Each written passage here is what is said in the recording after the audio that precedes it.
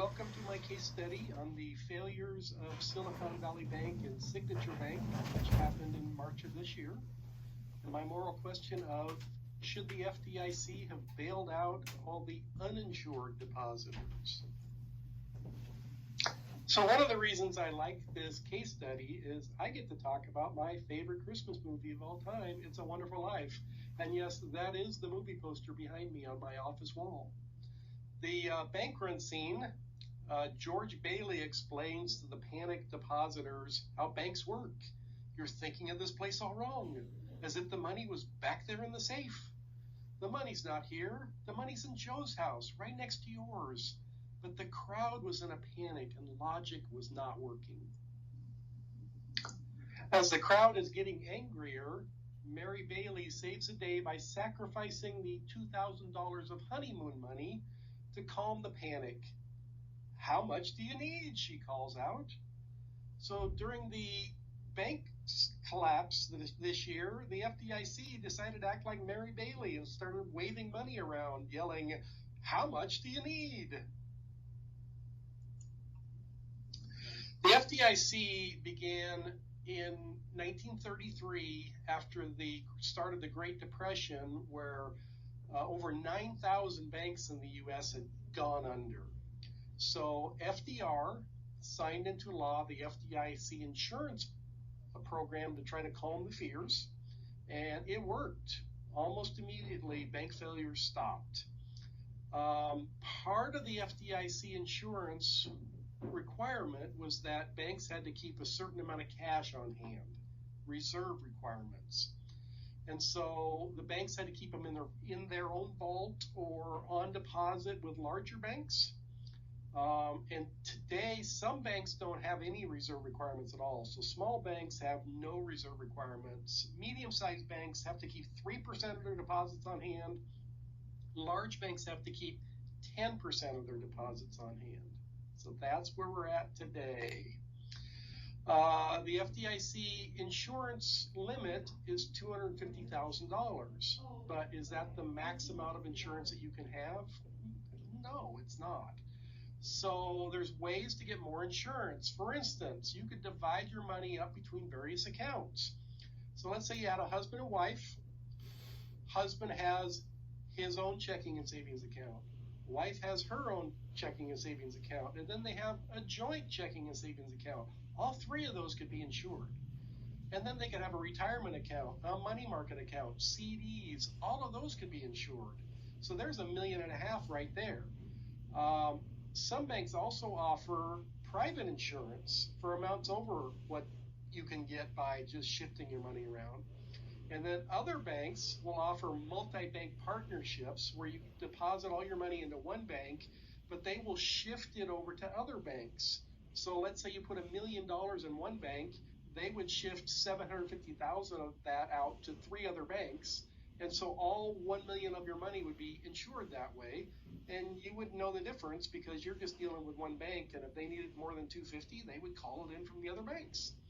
So most bank depositors don't have their deposits at risk. And most depositors at most banks are 100% protected by the FDIC. So why is there a $250,000 limit? Well, first of all, it's high enough to encourage faith and trust in our banking system. It sounds like a big number, so people feel safe with it. It's also high enough to protect a reasonable amount of money.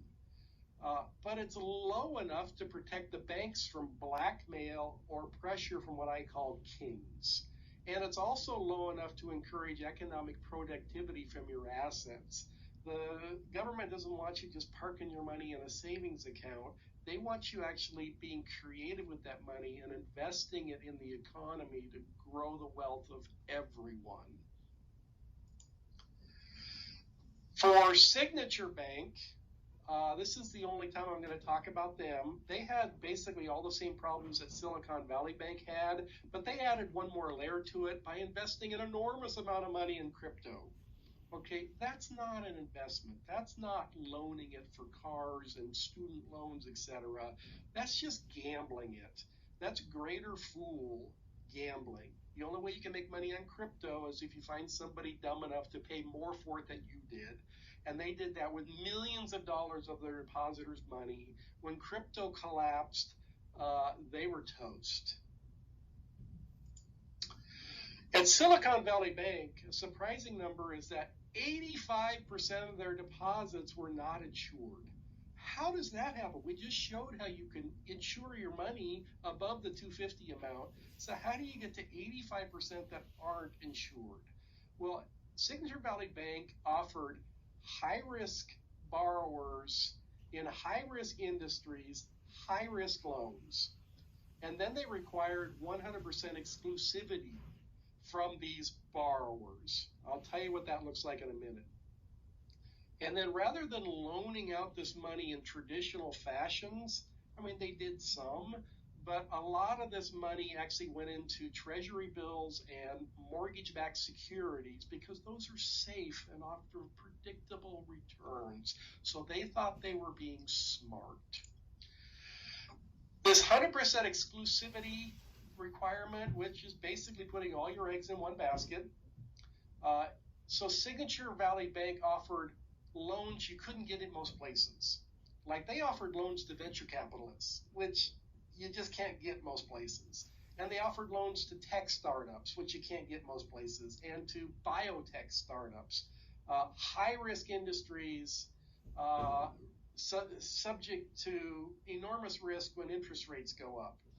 They also offered mortgage loans for mega mansions. So they're down there in San Francisco, and they would offer loans on $100 million mansions, which you just can't find hardly any place else. And part of this loan agreement was you had to park all of your assets in Signature Valley Bank. So that's how they got so many people with so much more money than the FDIC limits in their banks. So here's the math of these treasuries and mortgage-backed securities. So they bought millions and millions of treasury bills, and most of them were yielding less than 1% interest. So if you needed to sell them early, you have to find a buyer. The government doesn't take them back. So at the time of the collapse, treasury yields are up to about 5%. Theirs were yielding 1%. So in order to find another buyer for that, they'd have to sell them at an 80% discount. This is depositor money that they just lost 80% of if they had to sell them. They also bought millions of mortgage-backed securities. So most of these mortgages had interest rates under 2.5%. And at the time of the collapse, interest rates were 7.5%. So again, you have to sell these things off if you needed to raise cash in a hurry at a 67% loss. And then they had these mega mansion mortgages that nobody wanted to buy for any price. For years, we had interest rates hovering at 0% up to about 2%, back down to 0%. They thought they were safe with these low return things with fixed rates for a long time. Then COVID hit, interest rates spiked, and they were in trouble. So here's the timeline. So I call them kings. So these big depositors started to feel uncomfortable with their money in Signature Valley Bank and started pulling it out. So imagine these big depositors pulling out money. It's kind of like this stack of rocks here. You pull this thing out in order to keep the whole thing from collapsing, you got to replace it. And so more and more of these kings started pulling their money out, and they had to replace more and more and more of it. They went to Goldman Sachs and said, we need to do a stock offering because we don't have assets we can sell. Goldman Sachs put together this announcement and said they're going to do a $2.25 billion stock offering to shore up the balance sheet. Okay, well, the social media went mad. And rumors went out there, this bank is going down and you better get your money out. That happened on a Wednesday. So this Wednesday stock announcement, social media rumors. Here's what the market looked like from Wednesday to opening up on Thursday morning. It had dropped almost half. And then on Thursday, it just kept dropping. These big mega investors rushed in to get their money out, like Peter Thiel, a great big investment banker. He had $50 million in this bank. and he went and pulled his out. He was just one of many that did that. By Friday, the feds came in and said, you guys are done, okay? We can't help you. You're out of business, and they closed the doors. And then what happened? The FDIC said, well, this is going to create a panic, so instead of sticking to our $250,000 limit, we're just going to bail out everyone. Everybody gets their money. Merry Christmas to all. So who paid for this? Well, the FDIC put a fee on every other bank. Well, every other bank has to pass that fee on to their depositors. So who paid for this bailout? We did.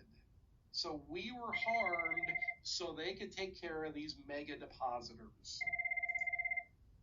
So our moral agent is our federal government. So did they do the right thing by ignoring their own rules and bailing out these wealthy depositors? Our stakeholder is to fund this bailout. Other banks were assessed a fee, which was passed on to their clients. And our core ethical dilemma is the $250 max limit was set on purpose, and now no one expects it to be enforced in the future, making the limit meaningless. So why was this bailout considered a just action? If the government doesn't follow its own laws, why should we follow them?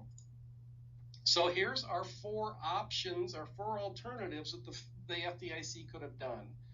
And we'll consider them from virtue ethics, deontology, and utilitarianism. First of all, they could bail out everyone, which is what they did, and eliminate the 250 max rule. So a virtue ethicist probably doesn't fully like this decision unless they believe that the 250 limit was a bad rule.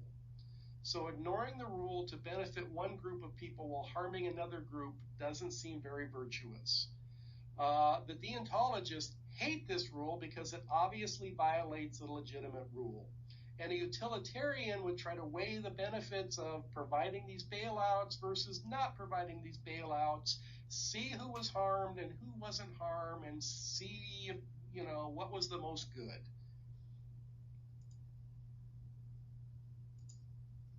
Alternative number 2 is to bail out everyone, but make it clear that this is a one-time thing. So again, the virtue ethicists, they could accept this option easier than the first one.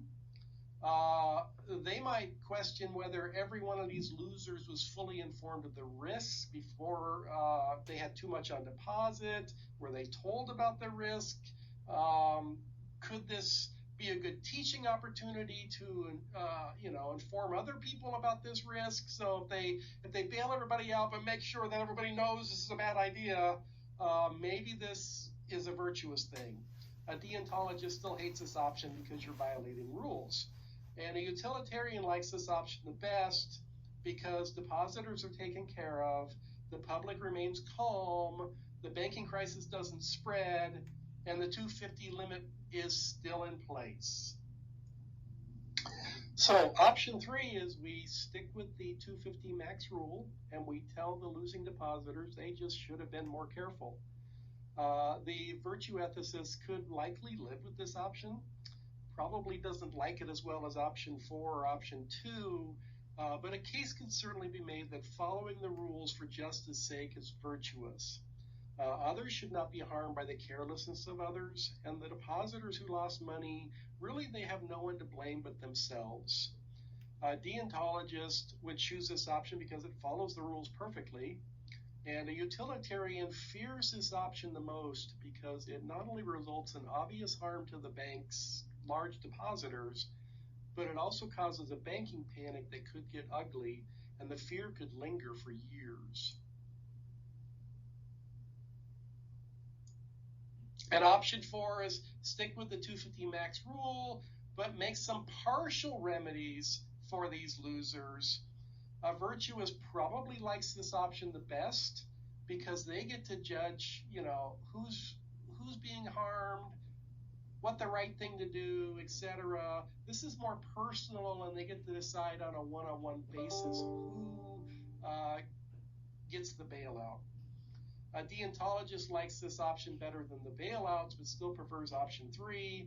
And a utilitarian would be willing to team up with the virtuous on this option, liking the idea of evaluating each situation individually, weighing the pros and cons, and figuring out the winners and losers on an individual basis. And the discussion questions are in the prompt. I look forward to hearing what you have to say. Thanks.